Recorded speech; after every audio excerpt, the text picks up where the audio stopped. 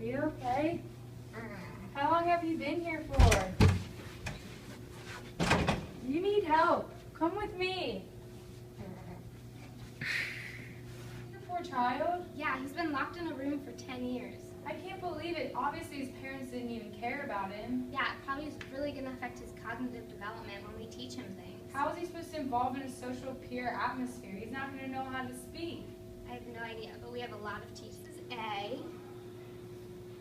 Now you're going to draw A.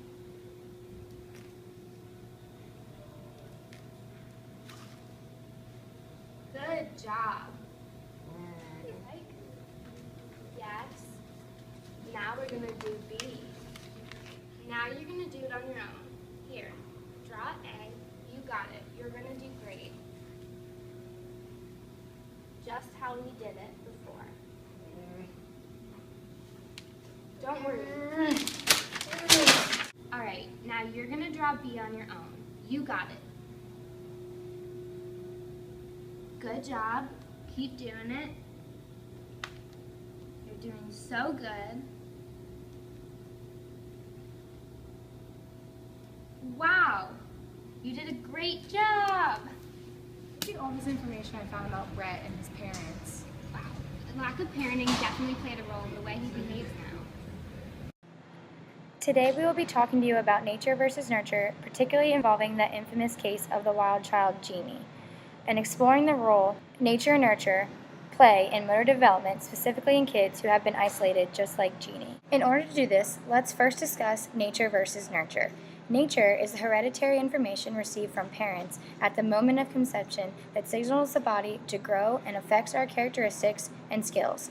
Nurture, on the other hand, is the complex environmental forces of the physical and social world that the individual encounters in their homes, neighborhoods, school, and even communities. Now that we know what nature and nurture is, we can look at how nature and nurture played a role in Jeannie's experience as an isolated child. To start, who is Jeannie? Jeannie is a girl who spent most of her entire childhood locked in a room, isolated, abused for over a decade. According to the Business Insider, Jeannie lived 10 years of her life chained to a potty chair. She eventually told researchers that she even slept on the chair. However, her parents never bothered to potty train her. Ashley, can you explain to me how the critical and sensitive period hypothesis relate to Jeannie's case? Sure, Camille. Theorists who believe in critical periods believe that children who do not get the nurture needed during their window of receptivity are going to be stuck forever and never have the abilities that they should have during that period. Jeannie proved that language and motor acquisition could still be learned, though, despite the fact that she missed her sensitive periods for functional development. Although she could learn, it was at a much slower pace than other 13-year-olds her age. Wow, that's so interesting. Additionally, Jeannie's case put emphasis on the concept of nurture and how human beings need to be nurtured in order to develop optimally. This can relate, Camille, about how important a parent's nourishment is in a child's life. Wow. According to the article titled, "Do Parents Really Matter?", the author suggests the parents' responsibilities of loving their child by showing they care affect the way children feel about themselves. A child simply getting help from their parents on a homework assignment or being taught how to simply ride a bike all play important roles in the nurture aspect of their child throughout their development and their lifespan. You can see that Brett had no interaction with other humans or by his parents and struggled tremendously with day-to-day activities. A child who is not exposed to nurture may develop depression or even lack of self-esteem throughout life. They may have difficulty being socially accepted or being socially involved in peer groups that make up their environment that they are involved in. Camille, can you tell me some of the neurobiological effects that may occur due to isolation? Sure, Ashley.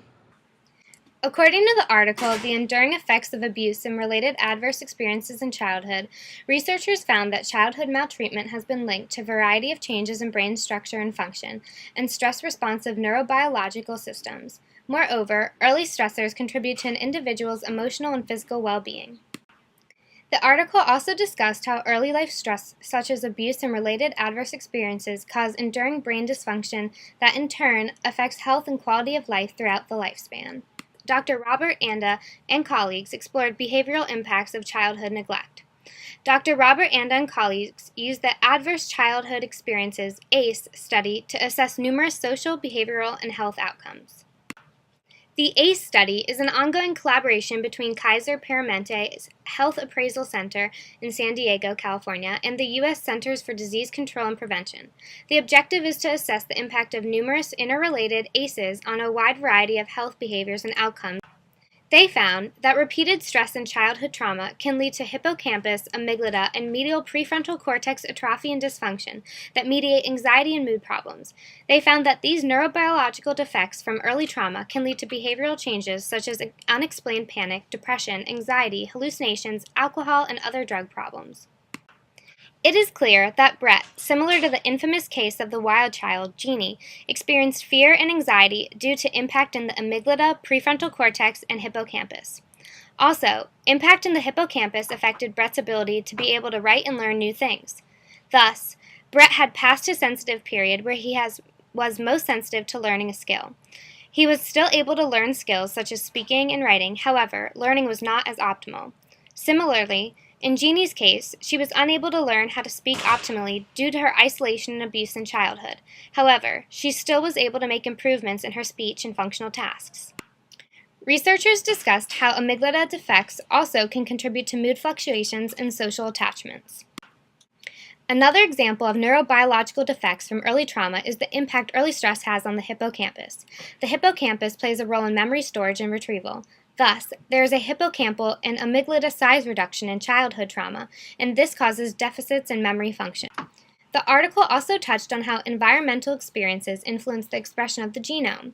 For example, smaller hippocampal volume is found among adults with early abuse-related post-traumatic stress disorder. Knowing what we learned from the article helps to explain Brett and Jeannie's situation where they have been isolated throughout their childhood. Isolation leads to the inability to experience and create new memories, which prevented their genome from being expressed. This inhibited certain areas of the brain from developing, which in turn affected Brett and Jeannie's behavior. Now Brett's going to discuss the relationship between his character and Jeannie. As seen from the previous footage, the character I was representing was a child that had been secluded for an extensive amount of time in the earlier years of development.